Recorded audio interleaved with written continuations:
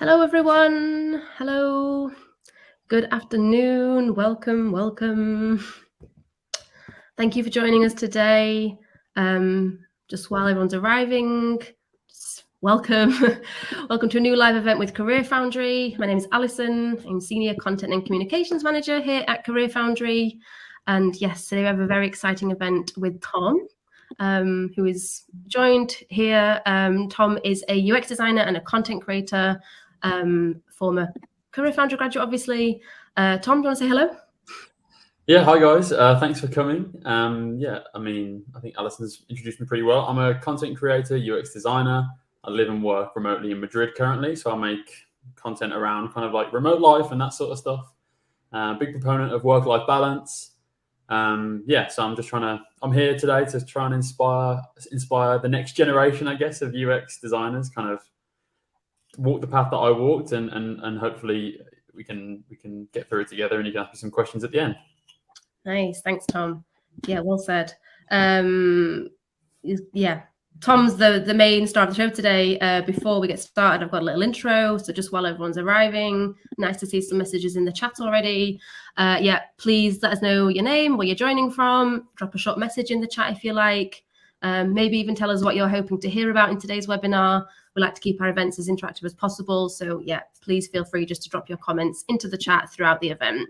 When I go live on TikTok, I usually like to tell people if they kind of if they tell me where they're at in their journey, like a career change journey as well. That's always quite good to get that kind of feedback too. So if you want to do that, that's another option. Yeah, thank you, Tom. Yeah, please do. Yeah, Chicago, Munich, Sudan, some good ones already, Vancouver. Amazing. Before we kick off, let me just introduce you to CareerFoundry for anyone who might not be aware. CareerFoundry is the online school for your career change into tech.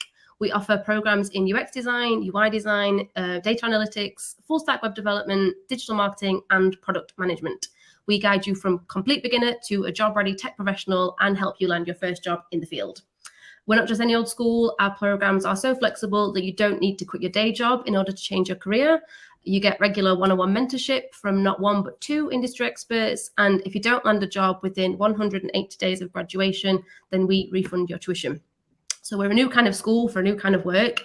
And if you'd like to find out more about CareerFoundry, you can book a free call actually with one of our expert program advisors. And you can do that by clicking on the sticky note, which is on the right-hand corner of your screen, or it should be if you're joining us on Big Marker today.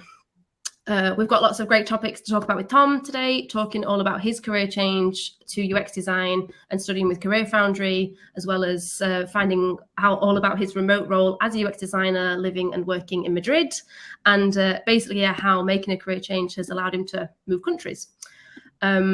These are all great examples of new work. That phrase is in the title of the event today, which you might have noticed, and perhaps you weren't quite sure what we meant by that. So before we kick off, I'm just going to quickly explain what we mean by new work. New work is a new concept of working that focuses on employees living to work, not working to live.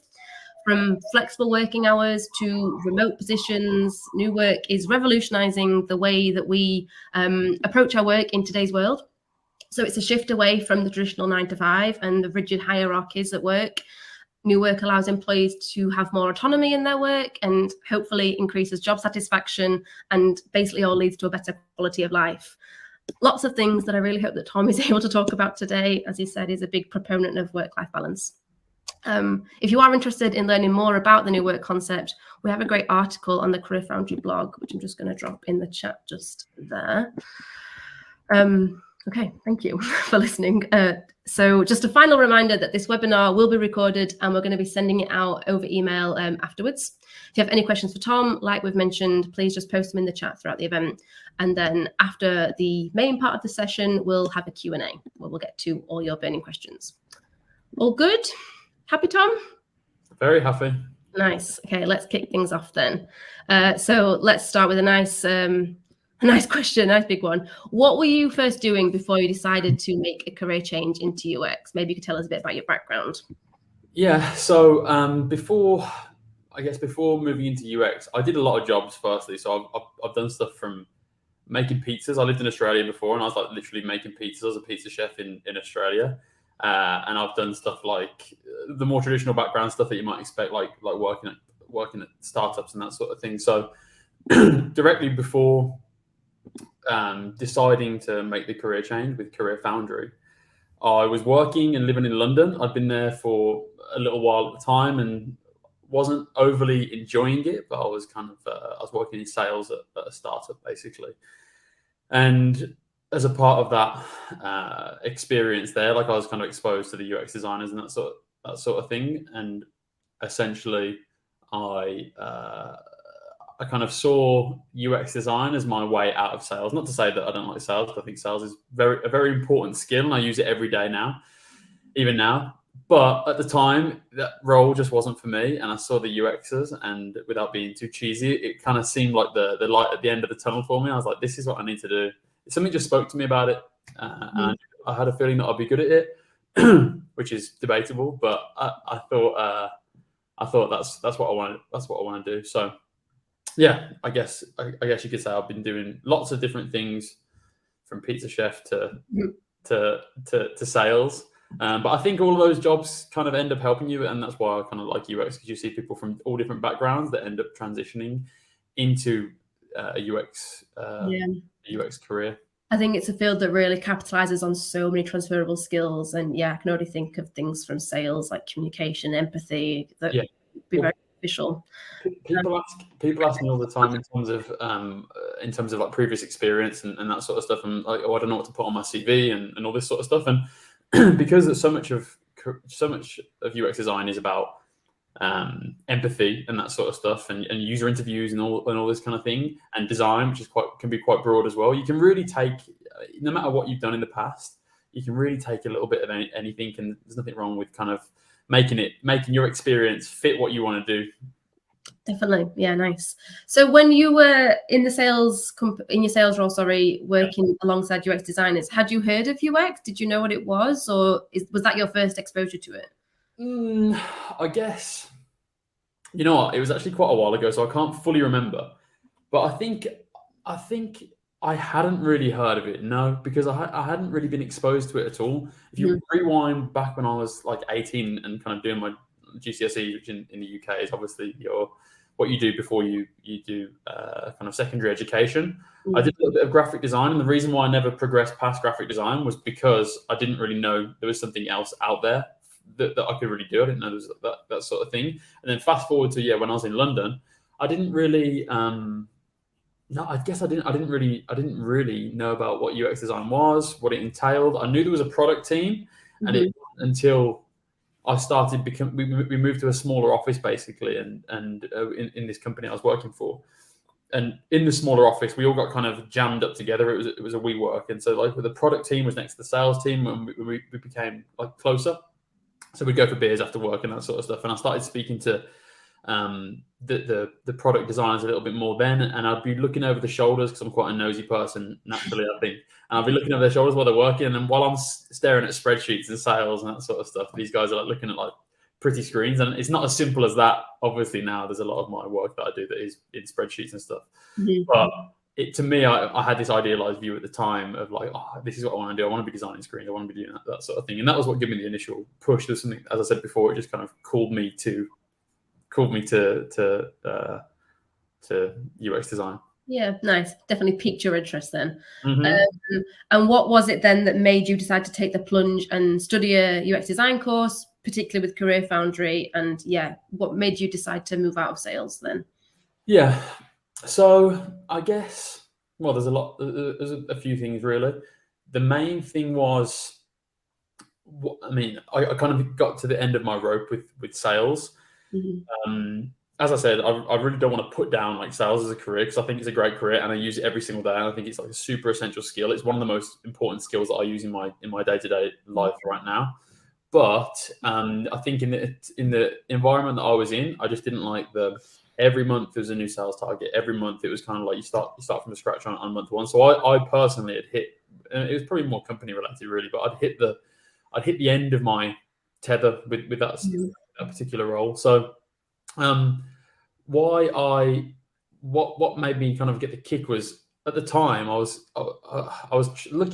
really looking for something else to do, but I was looking for other ways to, I guess I was looking for ways to invest, because I was watching lots of videos. This is a bit of a side tangent, by the way, but I was watching lots of videos online, and I was looking at like into stocks, into cryptocurrency, and all this sort of stuff. And I was telling one of the guys at the office about this, and he was like, "Tom, like you hate your job. You shouldn't be investing in crypto or in any of this sort of stuff.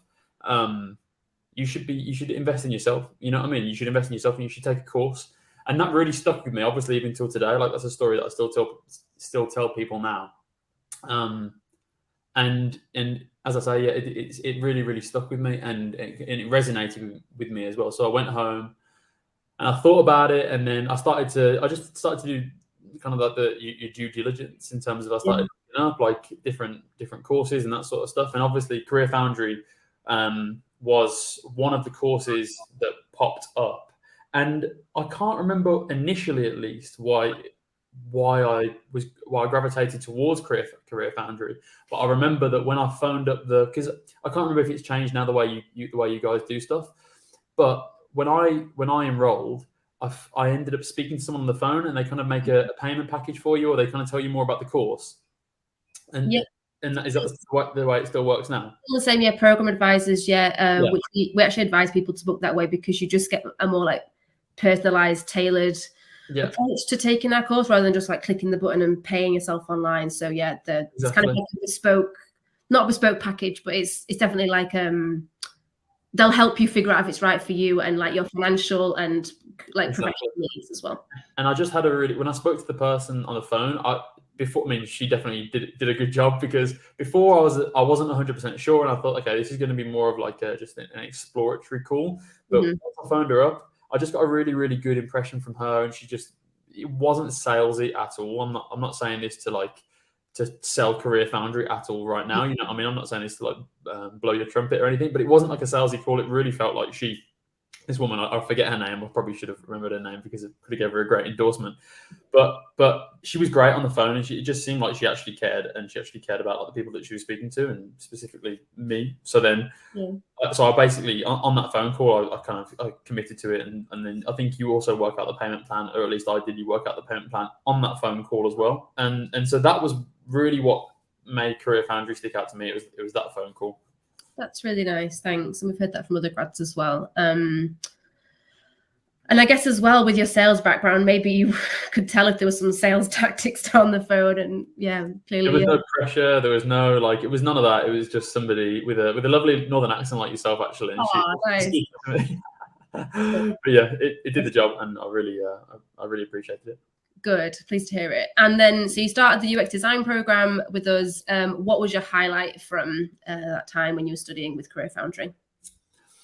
My highlight from the course? Yeah. If I cast my mind back, it's one of those weird ones, because it felt like the course lasted a while in the end. This is a question that I get asked quite a lot when I'm going live on TikTok or on Instagram and that sort of stuff. And I never fully remember how long the course took me, because in the middle of the course we had, so basically, just as a bit of context, during the middle of my course, I think I was studying for about 3 months, and then COVID hit, and everybody in my office got sent home basically. And then about 2 weeks after, everybody got put on furlough, which means that essentially, well, I mean, I guess that you know what it means, but just in case somebody doesn't know what it means, furlough is essentially when you get paid a certain percentage of your wage from the company and the government, and the government subsidizes your wage, but you don't work. So I got all that time to put into my CareerFoundry course, which was nice in a way. And I remember that at the time, because I didn't like London very much either, I left London and went to Wales for like a month. Right. I went to Wales for like a month. So that for me was the best. Was like a really great part of my time, because I just remember I was studying completely remotely. Oh wait, one sec. I've just got a message here from Omar A saying no sound, by the way. I'm not sure if that's something that you should be. Yeah, thanks. I think I saw it in the chat. I think Belinda, who is our events manager in the background, is working on it. And I would try restarting your refreshing your browser, Omar, because I think everyone else is good. Yeah. Thank you, Johnson, Lionel, saying the video and sounded good. Yeah. So let's carry on and hope that Omar can restart their browser. And yeah, sorry though, but let's carry on, Tom. I think we're good. But thanks for raising it. Yeah, no worries. So for me, as I say, like I just have really like fond memories. I mean, although it was COVID, it was a pretty kind of scary time for a lot of people. I have fond memories of being in Wales, like beautiful scenery, going for lovely walks every single day, and then working on my UX course. And I kind of really thought that was like, it was like a really nice clean break, a nice clean break, and like it felt like the start of my new life without being too cheesy or anything like that. I was like, okay, this is a good start. I think as well, like if you'd gone from working and doing your course at the same time, but then having this strange situation with furlough where you had to take time off work and could focus on just one thing at a time, like CareerFoundry, then that's clearly made a difference, because with our courses, you can choose to do them part-time or full-time. So you don't have to quit your job, but some of our students choose to do that. So it sounded like you had like a big shift, and then suddenly things kind of fell into place when you actually left your job. Previously, no, exactly. Previously, I'd been so I'd been studying alongside my course. So every morning I was waking up like an hour or two early, heading into the office. As I said, we worked in like a WeWork kind of thing, so it was open from early until late. I'd go into the office and I'd spend a couple of hours in the morning, every morning in the week, working on it, because for me, I knew that I wasn't going to work on it in the evening, because I wanted to get home, wanted to relax, but I knew that I could like wake up early, head to the office early, get the kind of like, I think it was around maybe January time as well. So it was even when it was like super dark. So I was getting sunrise every morning. So it was kind of like actually nice in a way. We were in like a beautiful building in London as well. So I'd see the sunrise. I'd be working on my course. So yeah, it's quite, I'm probably romanticizing it a little bit. Yeah, I was going to say, it sounds very romantic. That sounds whereas January in the UK can be a bit bleak. So yeah, true. Well, I left in the end. So that probably says it all. So you've kind of covered the good things and then also the bad things about like just juggling it around your work, but how about the actual skills that you felt you learned from it? When you left the course, did you feel like equipped to enter the world as a UX designer? Did it sort of fulfill your expectations for a career change? Or just to jump back to that last question first, in terms of the biggest challenge, because I just want to say that as well, because it was COVID obviously, so at the time like a lot of my friends were losing jobs and that sort of stuff, so it wasn't all like rainbows and butterflies and all that sort of stuff. It was like it was a pretty crappy time for a lot of reasons as well. But I think actually the course was something for me that I could like really focus on during that, and even though luckily I wasn't made redundant at the time, but like unfortunately like many of my friends were, but even as I was going through that, I kind of thought well, even if I get made redundant here, I've got my new career path that I'm working towards. So it was a bit of a silver lining for me. Yeah, quite a strange timing really, that you chose to do it before the world changed, but actually it gave you another path to focus on. So it wasn't planned, I promise. It wasn't your fault. How about the actual course content and like retraining as a UX designer? What was that like? Yeah, well, for sure. This is something people ask me, as I say, because usually I go live on TikTok as well every Tuesday. So when I do that, this is a question that I get a lot in terms of, should I do a boot camp or should I teach myself? I always say that I did a boot camp, right? So I can speak from experience. It's not like I can only speak from experience, but I can speak from my own experience, and I can know it to be true. And I think the boot camp for me was great, because at the time when I was in this previous role, when I was doing sales, I didn't have like my self-confidence, I guess, was lower in general. Not just I think in general, not even just like from a career kind of standpoint. So I wasn't even sure if I could. I didn't know what UX design basically was, right? I didn't know so much about the world of UX. I kind of just thought, okay, I want a course that's going to like take me through everything I need to know as a beginner. I didn't want the added workload of figuring out a syllabus to teach myself, because I think that a lot of UX stuff, obviously there's so much free content online as well. You can learn anything you want online for free. But I say that for me, it was having I'm a proponent for the boot camp, I guess, because it kind of is packaged up for you so nicely. You have like interaction between other students, firstly, with the Slack channel, and then you also have the interaction. You have like mentors and that sort of stuff too. But it was more for me. Some people get a real kick out of the mentors, and some people get a kick out of different things, right? For me, I just really love the structure in terms of this is a lesson, this is the task. Next, this is the lesson, this is the task, and it just saved that job for me, at least, of trying to figure out what I needed to know, what are the things that I should know. So yeah, as I say, so when people ask me when I'm going live, usually, should I do a boot camp? I usually say, look, it got me to it upskilled me to the point that it was mission accomplished, right? I didn't have the skills going in, and then by the end, when I came out of the course, I had the hard skills in terms of I knew at least the beginner level hard skills. I knew how to use Sketch. I think I was using actually at the time, although now I use Figma. But I learned Sketch. I was using InVision at the time as well, and I came out with like a portfolio that I was proud of. So yes, I'd say it definitely helped me upskill and gain those skills, because I didn't know anything about Sketch before. I mean, I think I had a bit of experience with some kind of Photoshop stuff and that sort of stuff, but I really wasn't anywhere near a pro. And the CareerFoundry course definitely gave me those skills. Yeah, nice. Thanks, Tom. I think you explained that so nicely, because everyone has a different learning style, right? But I think I would feel the same as you, that like knowing it's kind of like packaged up for you, and I'd take some confidence away knowing that like I'm learning, like I'm on like a learning path, and it takes from having to do it a lot of it yourself. And what was good about it as well for me, at least, was, and I know a lot of boot camps are structured in the same way, but I just love the fact that when you finish your course, you've got your portfolio, and building your portfolio is built into the course. So a lot of the tasks you have directly contribute towards your portfolio.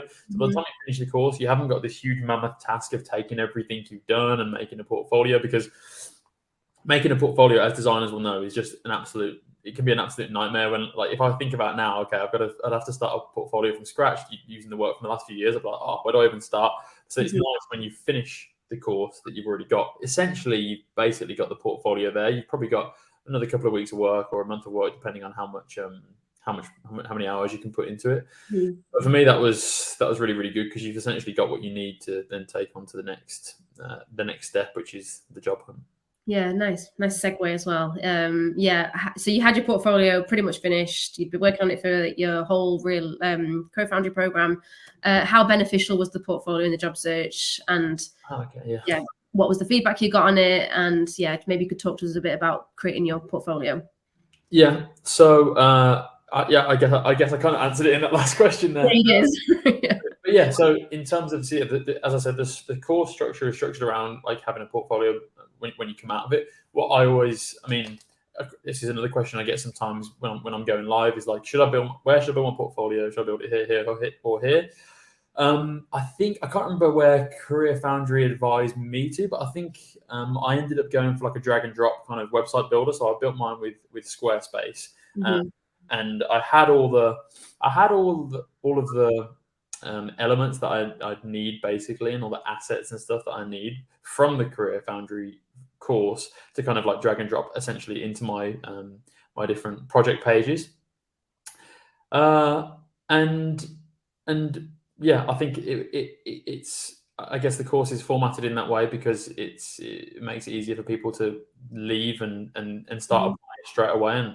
And obviously the goal of anyone that's going through the CareerFoundry course is, of course, they want to get a job, they want to change their career, and the idea is to like change their lives essentially, right?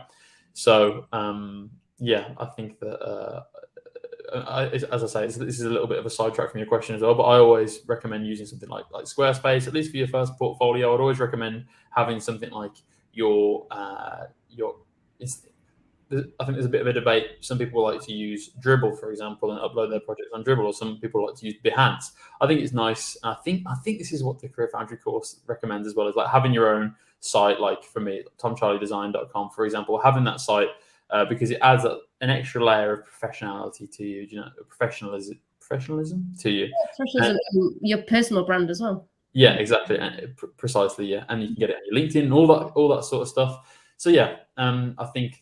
I mean, I know that I kind of probably waffled a little bit there on that question, but yeah, essentially I guess what I should say as well is that the portfolio is so key to you getting a job, right? So when it comes to can I get a UX job, or can I get a job in UI or a product designer job?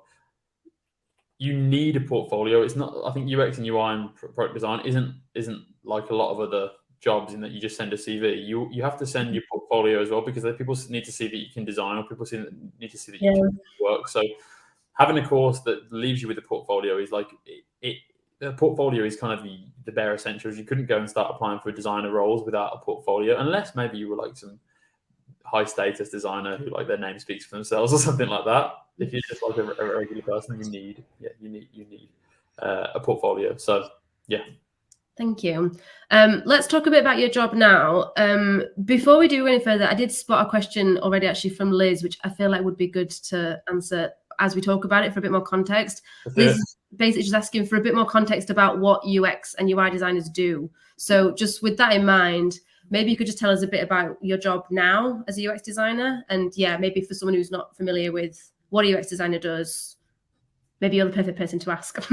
Yeah, you know what? This is funny because this is always a question that people ask me all the time, and it's just such a hard one to answer. But I think essentially a UX a UI designer takes the business needs, you take the business needs, you take the kind of technical needs, and you take the user needs, and you mix them all up into one pot, and you kind of like produce designs that basically accomplish the goals from all of those three circles. So in like a Venn diagram, for example, what the UX designer does is in that crossover space. But to put it like really literally, I guess a UX designer takes feedback from stakeholders or takes feedback from users, and based on the business needs, creates designs or creates screens that accomplish the business goals. So, for example, if you've got a business that is you've got Airbnb, for example. With Airbnb, what do you need to be able to do? You need to search for properties. You need to book properties. You could argue that they're the essential things that you need to be able to do on Airbnb. So how do you accomplish those things? So how do you search for a property? So you need, and I'm probably oversimplifying this as well, but it's just to illustrate the point. So what do you need? You need a search bar. What does that search bar need to do? That search bar needs to be able to match your search with a address-based searching mechanism. Okay, and then that needs to be presented back to the user in a way that's like intuitive, that they can navigate, that they can compare. And it's kind of like the intricacies of all of those small interactions. So, okay, so great. The user's now picked a place that they like. How do they book it? So then you would it's about how you design the screens and how you design the user's journey through that kind of process. Thanks, Tom. I hope that helped, Liz. And yeah, there is a lot of overlap with UX, user experience, and UI, user interface. Sometimes you see roles that are together, sometimes they're separate. CareerFoundry offers 2 separate courses, but yeah, the companies vary with kind of their needs for how they deal with UX and UI and their teams. But thanks, Tom. Good overview. I've answered that question honestly so many times in my life, and every single time I answer it differently. And I should start saving my answers or something, because I feel like just recording it and then just like holding it. Every time I explain it, I think, oh, I quite like the way I explained it that time. And sometimes I'm like, oh, okay, don't explain it like that again. So that was okay. That was all right, right? I hope so. If it was helpful, yeah, let us know. So yeah, what happened after you finished the course? You're now working as UX designer. And for those that maybe missed it, Tom's actually in Madrid, so he did move countries, which we'll also get to. But yeah, maybe you could tell us a bit about landing your first role in UX. Yeah, so landing my first role in UX, at the time I thought it took a while, but I think now, because I speak to so many UX designers and especially so many new graduates, so for a bit of context, so on my TikTok, I do a series where I'm helping somebody land their first role in UX, and the idea behind the series is I'm helping them with their portfolio. I'm helping with them with all the different levels, and helping them with the interview stage, looking at their CV with them, and that sort of thing. Nice. So now I speak to lots of like UX designers who are trying to get into the field, and it does seem like it's a little bit tougher now potentially from when I was trying to get into it. But yeah, it took me a while to get into. I think I finished my course, and I started freelancing straight away, basically. And on the side of freelancing. I was using the freelancing basically to gain more skills, like real world skills, right? Because I wanted to have some freelancing stuff to get on to put on my CV as well. Because this is something else I always say, like, it's great having something like CareerFoundry, but CareerFoundry won't do the job for you. You've really got to take, this is like, if you get the course, it's like your own responsibility. You've got to motivate yourself. You know what I mean? Like, the framework is there for you to help you, of course, and there's like there are support structures built into the course, but it's for you to kind of go out and like go the extra mile. So that's what I did. I was freelancing after the course to gain more experience, and that's how I had a couple of like projects, and with a couple of very, very small startups who wanted some screens designing or wanted some user journeys designing and that sort of stuff. And the people that I met while I was doing that, I still speak to some of them today. So it's kind of, freelancing is good for connections, I feel like, as well. And then I got an internship after a long time of applying. I actually I got to a few final level stages with relatively big companies, and I got like rejected at the last stage, which is so demoralizing. But I think it's a part of the process that you have to just you have to not just take it personally when it feels very personal. It's hard. Yeah, exactly. So that's kind of where I was going. So I got rejected a couple of times, doing some freelancing, and eventually one of the companies that I applied for, it was a design agency. Actually, they said, "Hey, I know you applied for the UX full-time role," because I was applying for anything. I was applying for UX leads, UX everything, just because I was like, let me just apply for everything, which is also a tactic that I'd recommend as well. Because if, like what happened with me, they didn't see me as a UX designer at the time. They saw me as an intern. So I was like, I'll take it. Just give me the job. I wanted to get my foot in the door. And that was how I got my first internship. And then I did a few months at that internship, and I was also still applying for other jobs as well at the same time, because the internship were they were very understanding. They knew that I wanted a full-time role and I wanted to make money and that sort of stuff. So I ended up getting another role for the first company that I ended up working for as a UX designer. And I think, as I say, the process, I'm not sure how long it took me from start to end. I was doing freelancing, and I was applying for roles for a few months for sure, until I landed that internship. But once I got the internship, I actually got the next role pretty quickly. Yeah. Getting your foot in the door is key, and it's something that's very common for other CareerFoundry graduates, is to just build their experience for like real life projects, paid, unpaid internships, whatever you can, voluntary definitely, to boost your experience. And then it's different for everyone. A few months, it might take longer, but you got there eventually. Yeah. And then now you're a UX designer working remotely in Spain. So how did that happen? So that's, how that happened, I guess it was a bit of a complicated story as well. But I mean, the cliff notes are essentially, I've always loved Spain. I've always loved Madrid. Like I've had like an on-off kind of relationship with Spain, like a lot of my adult life. So when I landed my first role, it was actually for a role that was going to be based in London, but they offered me the role. And I thought, you know what, I'm just going to wing it. I'm just going to try it. I'm going to ask, because if you don't ask, you don't get. I was like, would you be open to me working like from Spain? And by this time, they'd already offered me the role, so I already knew that they chose me over the other candidate, or candidates at least.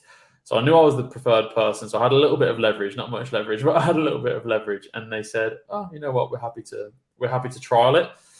And then that trial went well, and then I ended up in Spain full time, basically. Nice. I mean, if you don't ask, you don't get. So it's clearly working out all right. And what is it like? How do you like working remotely? What's good about it? What's not so good about it? So my favorite thing probably about working remote is I guess the freedom. I feel like if you work 100% remote, I guess even if you work partially remote, right? There's just so much more freedom in what you want to do. It depends also how flexible your company is as well. But the company that I've worked for in the past, for example, has been very the company that we're talking about right now has been very, very kind of flexible in terms of like working hours and that sort of stuff, and they put a lot of trust in me to kind of get the job done and that sort of thing. So yeah, I think the freedom is a great element of it, and that's kind of like, okay, so if I'm feeling overstimulated or understimulated and I'm working, I can go to a cafe or I can go for a walk. You know what I mean? There's like a lot of freedom there. And I guess you could make the argument that you can do that in the office too. But I always found that when I was in the office, I tended to stay in the same spot. I'd stay at my desk. If I wanted to do anything, I'd go for a coffee in the office as well. Whereas now, like the freedom kind of comes in the fact that like if I want to go for a walk, I can go for a walk. I can make up I mean, not that anyone's like really counting the clock or anything, but if I'm taking time off here, I'm going to make it up somewhere else. So I think that the freedom comes into it, and then also obviously you're saving. Well, for me, I say when I was in London, I was commuting, I think about an hour and a half a day. Yeah. So like 45 minutes there, quickest, 45 minutes there, and then 45 minutes back as well. So it's even about kind of squeezing the hours out of the day because, I made the video, the video with you guys last week, and when you extrapolate that 45 minutes for travel, well, an hour and a half, let's say a day, you extrapolate it over a whole year or something, it comes to like 8 full days of travel. It's mad, really, isn't it, to think about the commuting time? I think it's one of the biggest benefits that so many people say about remote work. Yeah. The video Tom mentioned is a TikTok. We can share a link to your TikTok if you want, Tom, which Tom made for us. We made together this week about benefits of remote work, a lot of which we've just covered there. And how do you find it specifically as a UX designer working remotely when your company's obviously in another country and you don't have any like real-time interaction? Is the communication still clear or is it challenging? Yeah, well, our developers are in India, so for the most part, it's you're actually all over the place. Yeah, then. It's a team that's a little bit. Yeah, we are all over the place in terms of like geographical location. Anyway, so for me, it works great, and I think that there are. It's one of those things where we talked about COVID earlier on. The world was forced. I mean, I guess this is like a point that everyone kind of knows by now, and it's over talked even maybe. But the world kind of had to adapt, and then now everything. Like, look at us right now. We're doing this webinar completely remotely, and hopefully it's going down without any serious problems. So I think for me, yeah, it's fine. We work. We do we work in an agile with like agile methodologies and that sort of stuff. So we have like every day we've got a stand up. Some days are more meeting heavy. Some days like a lighter with meetings. We have all the classic sprint ceremonies that you'd expect in terms of backlog refinement meetings, sprint plannings, sprint retrospectives, all that kind of stuff. So I'm touching base with everybody on the team like all the time, one-to-ones, all that sort of stuff. So it doesn't really, I don't feel like a lack of connection, for example. And then even on a personal level as well, I feel like the people that I've worked with when I've been working remotely, because you spend time like this, you kind of get to know people. And like, I'm in my house, and for example, I guess you're in your house, right? So you get to know people a little bit, and I don't know. I think it can be quite personal. So I've made friendships as well, even though I've never met some of these people. Yeah, that's really good. Yeah, I think it's the world we live in now, isn't it? We've got so used to this online communication that it doesn't feel strange anymore, which is odd because it felt so strange to begin with. I'm mindful of the time. We will get to the Q&As in a few minutes, so just got a few more questions about Tom's journey to too much. No, don't worry. It's great. Don't worry. So what would you say is the most rewarding thing about a career in UX design for you personally? The most rewarding thing. It's difficult, really. Or your favorite thing, or I think there's been different moments that I've felt particularly rewarded, and I think one of those moments was moving to Spain and work, and like when I first started working 100% remote, because it felt like, okay, I came from a year ago, or however long it was ago. It was like a year ago, I was in this position that I really, really hated and that I really wanted to get out of. And at the time, I couldn't see the light at the end of the tunnel. And at the time, I thought that I was going to be I was going to be doing a job that I didn't like forever. And I kind of thought, I don't have the skills to change. I don't have blah, blah, blah. And I doubted myself. And to go from that and then to put in the work, as I said before, I was like working a couple of hours early. Went to work a couple of hours early every day. Started working on my course, built my portfolio, going through all those motions, built a website. I'd never built a website before, built a website, did all that sort of stuff. And then eventually came to Spain. And like, it felt like mission accomplished. It felt like, hey, everything was worth it, even though it wasn't, I'm saying that as if it was like some crazy sacrifice. It wasn't a crazy sacrifice. It was like, I really wanted to do it, but it felt like when I got to Spain, it felt like, okay, this is where I'm supposed to be. This is where I want to be. But honestly, there have been many rewarding moments, like in terms of right now, for example, I'm helping, I mentioned before in that TikTok series that I'm doing, where I'm helping one of my followers get their first job in UX design. So I'm helping a guy named Gus get his first job in UX design. I'm not sure if you've seen any of the videos, but like we went through the whole process of selection, interviews, like for me to even pick the candidate. Sorry, I live on a main road, so there's like lots of sound going on that side. Selection, pick the candidate, and now I'm working with Gus like really closely to improve his portfolio, to do the CV, to help with strategy and that sort of stuff. And for me, that's super rewarding, and that's not necessarily a part of the UX role, but it's directly came from being a UX designer and then going on to create content. Yeah, that's a great answer. I think, like you've got this sense of accomplishment from everything you've done in a career change that's culminated in the sounds of it. And like I said, judging from Tom's TikTok, which is awesome, it's a really good quality of life. So it's kind of led to lots of more opportunities that maybe you wouldn't have been able to tap into previously. So finally, just before we move on to the Q&A, what are your hopes for your future career, if you have any sort of ambitions or big goals that you're aware of yet? Yeah. So for me, obviously, right now, I'm focusing on UX and I'm focusing on content creation. So my main goal for the future is I want to bring these things together more. And I want to find like a balance, like a bit more harmony between them, because at the moment, the way I'm splitting my time is like I'm going back to the waking up 2 hours early every day to like work on videos and that sort of stuff.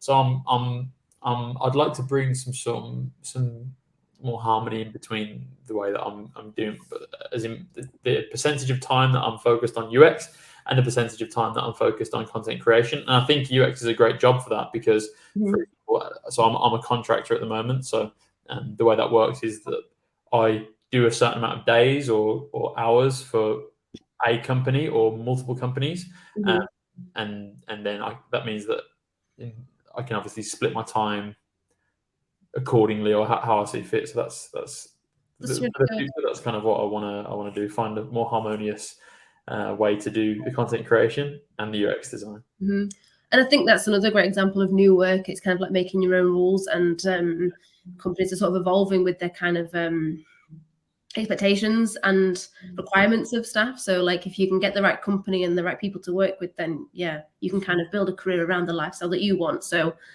I have high hopes for you. I'm sure it'll be great. Thank you for explaining, Tom. And I hope everyone watching has had a good overview of Tom's journey to become a remote UX designer. So we've had a lot of questions. I'm looking in the chat now. There are lots of questions specifically about working in UX and the UX industry, but I'll just start with some that Belinda, our events manager, has been fielding through to us. This is a nice question. This is from Instagram, actually, and comes from, the username is Soig. I don't know how to pronounce it, sorry. But it's from Instagram, and they want to know, is remote a good position for juniors or only for seniors? What do you think?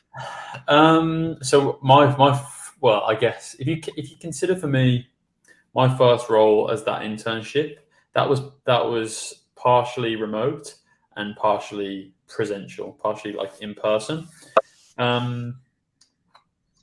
But actually, for that internship, I was actually in Amsterdam. That's something that I didn't mention earlier on. So for me, it was quite a nice experience, kind of like getting on a bike every day, going to the office. I take a little boat and that sort of stuff over the River A, I think it's called, in north of Amsterdam.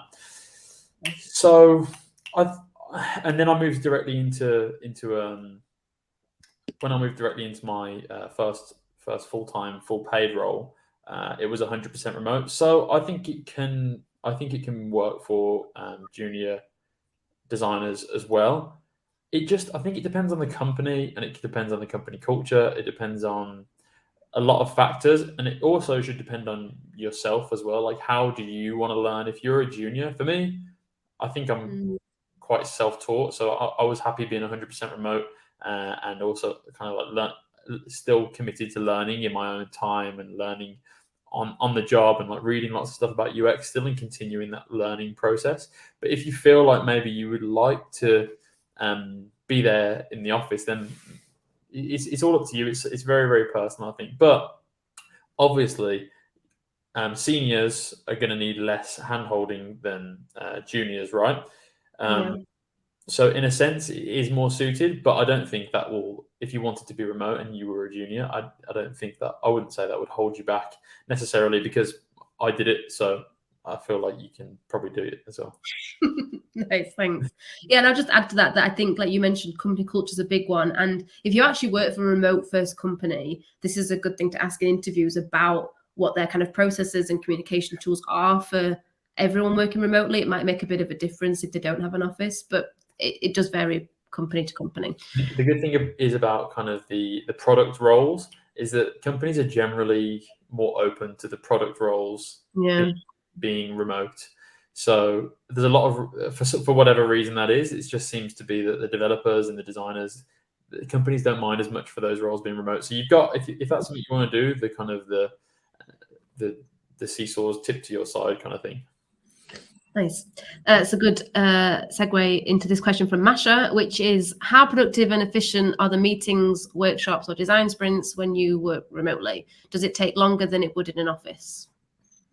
It's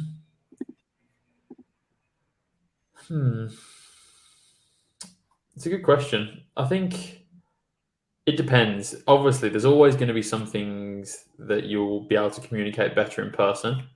That's just human nature, I guess. If you can literally point to a board and be like, no, look, this is right, this is wrong, blah, blah, blah, this should go here. Then yeah, I guess they're a little bit less efficient in that sense. But then on the other side of things, you've got the fact that if I've got a 15-minute meeting, a 15-minute stand-up, I can literally clock into that meeting on the second that we start, and then we can leave the second that it finishes. And I think as well, if you are strict with your timings and stuff like that, you can really kind of make sure that meetings don't go over. And I feel like when you're working remotely, because you're working on your computer, there's all sorts of tools you can get, like timers and stuff like that, to make sure that you can keep an eye on the clock a little bit easier. You know what I mean? So I think meetings, for me at least, generally don't tend to run over as much, which would mean that you're following a better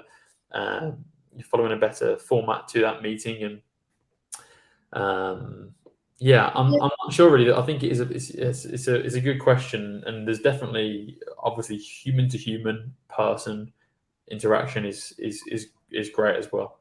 And I think, again, it goes back to that kind of culture of remote, like we have processes, and if everyone respects the fact that it's an hour meeting and you get through as much as you can, and then you can log out as soon as you're done, then used to it might speed things up. But I guess both have their pros and their cons. But you also have there's lots of tools that help. I mean, there's a whole economy that's been born out of working remote, right? So you've got companies like Slido that have become huge in the past few years, and Figma, even, to be honest, because Figma, if you rewind, I guess like 4 years ago, when I first started, Figma and Sketch were kind of more on a level, but now Figma like dominates as the primary design tool that people use, and that's because it's really adapted to remote working, in terms of everyone works on files at the same time. They've got templates. They've got their like sister, or I don't know how you describe it, but they've got their other service, FigJam, and it's more a whiteboarding tool. So it's designed for people that have no design experience to get in there and move stuff around. It's like Miro kind of thing. So yeah, there's tools that help you out, but I don't think necessarily that the tools maketh the company, or maketh the man, or maketh the designer, or whatever. I think that if you're a good communicator, then it shouldn't be too much of an issue. Thanks, Tom. This is a nice question from Igor.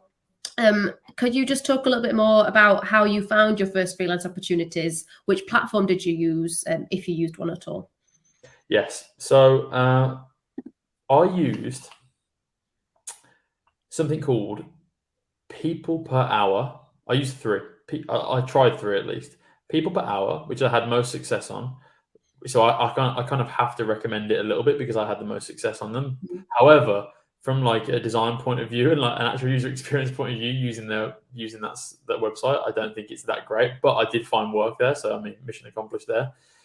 I also used Upwork. Upwork was good.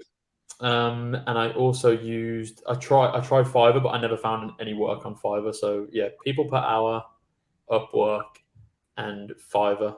And I found my first role from, I don't know, the way these they work two ways, right? So you can either, people post jobs or people post roles, and you apply to those roles. Yeah. Or you post your profile and people contact you. And so if you post your profile but you've got no reviews or you haven't done any jobs, no one's going to contact you. But if you've applied for a few jobs, you've got some good reviews, you've got some good feedback, then people might start contacting you. So those kind of platforms, I would say, are a little bit kind of like a social media in a sense, because you have to build up a bit of a reputation on them, but they're kind of gamified for you to kind of keep building and that sort of stuff, in terms of if you get like 10 jobs, maybe the commission that you pay the platform goes down. So yeah, I would say use one of those platforms. They're going to take a commission, but it's better having 90% of something than 100% of nothing, right? So I think it's good to get your foot in the door, get some real experience. And I know people now, for example, I've got friends now who have crazy careers using something like Upwork, because they've optimized their profile really well. The way he describes it is he's productized his service. So he's gone onto Upwork. He's made like he's made like a product package that he delivers for clients once a month, or after however long a predefined segment of time. Yeah.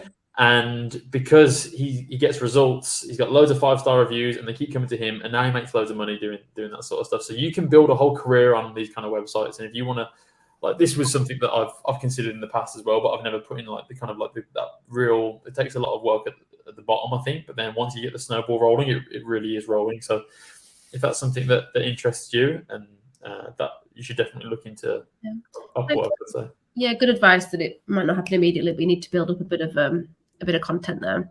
Yeah. This leads quite nicely into a question from Jordan, which is, do you have any advice for applying to UX and or UI jobs in a saturated or competitive market?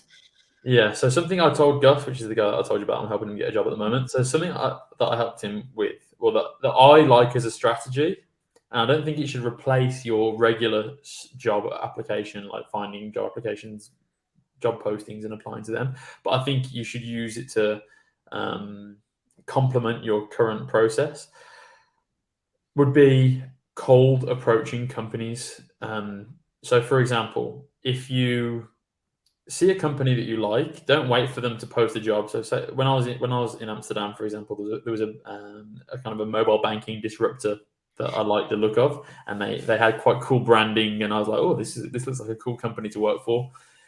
So I ended up cold outreaching to them, being like, hey, I'm a UX designer. If you'd like some UX work, then I would love to apply for a job. At the time I said apply for a job, but I'd even kind of maybe position yourself in a way that's like, now if I was to do it again, this is what I would do. For example, this is what I told Gus the other day. I said, like, look, you should go onto these companies' websites that you'd like to work with. You should find something wrong with that website, maybe in their user flow, maybe in whatever, on their homepage, and be like, look, you're losing users here. This is like, and give them that for free kind of thing. You know what I mean? Like, I would love to work with you and really like see the rest of your user funnel and see where you're losing users, and use that as a kind of in, because anyone that has any sort of ownership over the product would be like, oh crap, we've got we are losing users, or this is a problem and we haven't spotted it and this person spotted it. And the good thing is you can pretty much always find something wrong with these kind of user flows, because no one has the resources to keep everything perfect all the time. So you can always find something. Yeah, and be polite but constructive about it.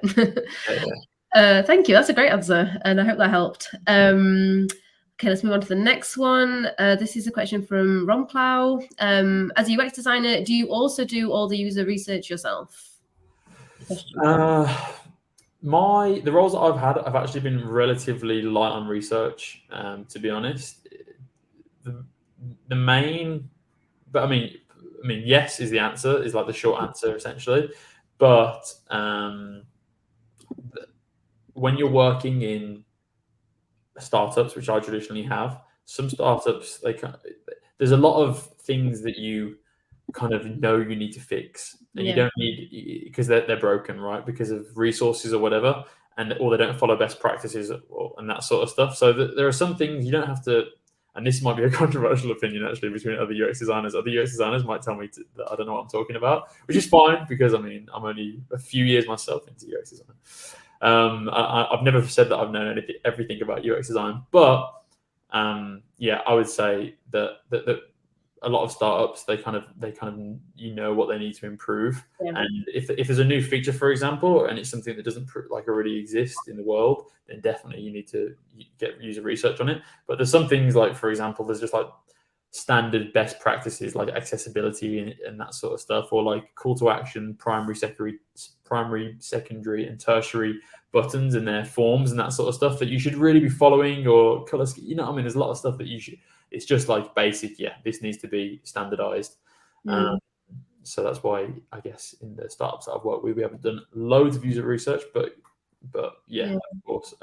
My roles in startups as well, like a buzzword, people like to say you wear many hats, which is a little bit cringe. It's a bit of a cringy phrase to say, but it's true at the end of the day. And like I've done all the design stuff, in terms of like the UI stuff, if you want to say it like that. And then I've done the UX stuff in terms of the framework and all that sort of stuff, and the user journeys and that sort of stuff.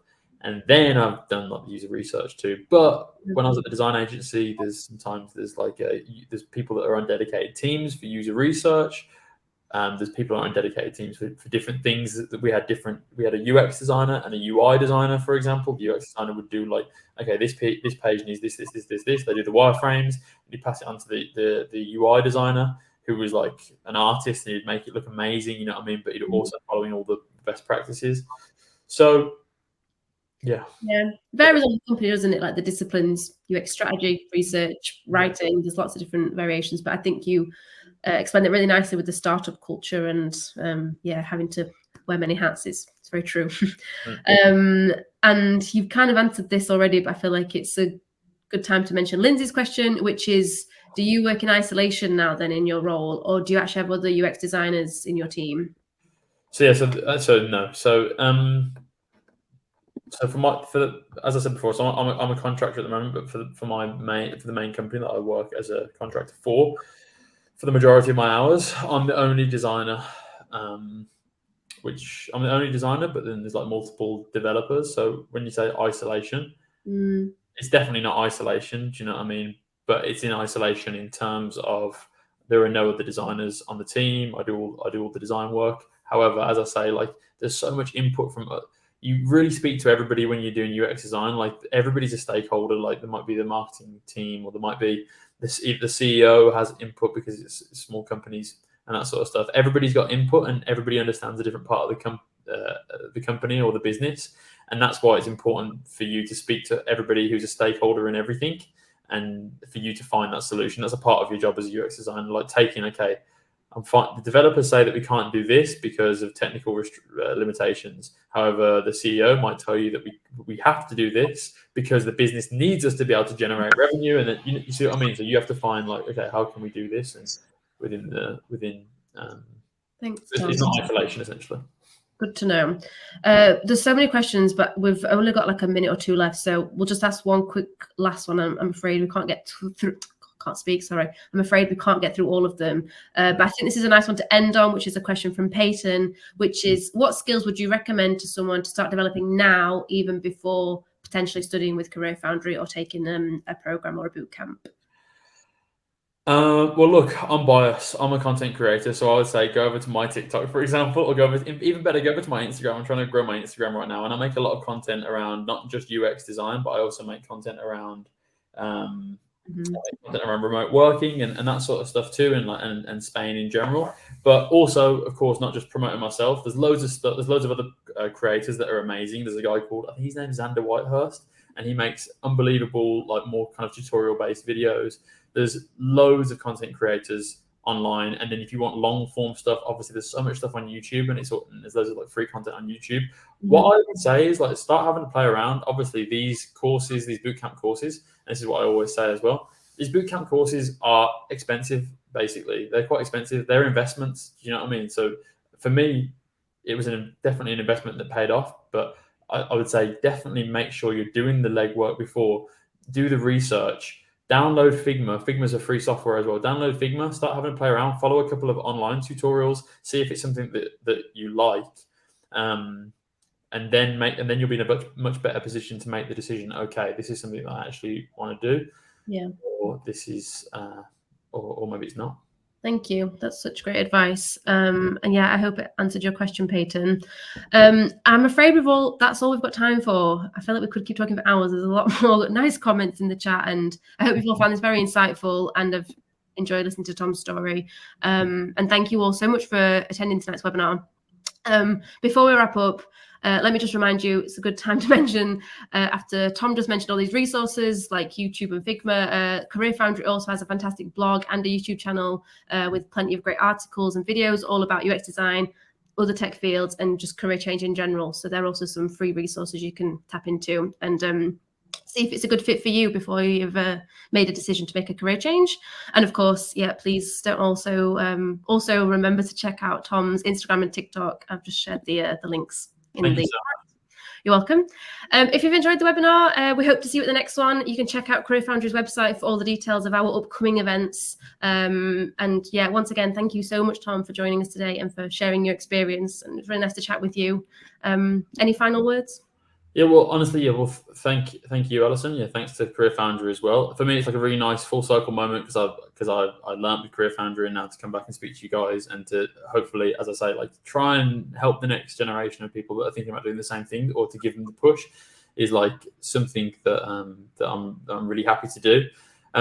If anybody has any doubts as well, I respond to all my DMs on Instagram. So if you want to DM me something like that, I'm always responding on Instagram. But make sure you do it on Instagram because I can do the audio and I can respond by voices and I can get through my DMs quicker. So if you have any doubts, don't be afraid to reach out. And yeah, thank you for tuning in. And I hope that I didn't waffle too much. No, it was great. Thank you. And there you go. You've got it on good authority there. Tom will reply to your Instagram messages. So if you have a question tonight, then please head over to Tom's Instagram.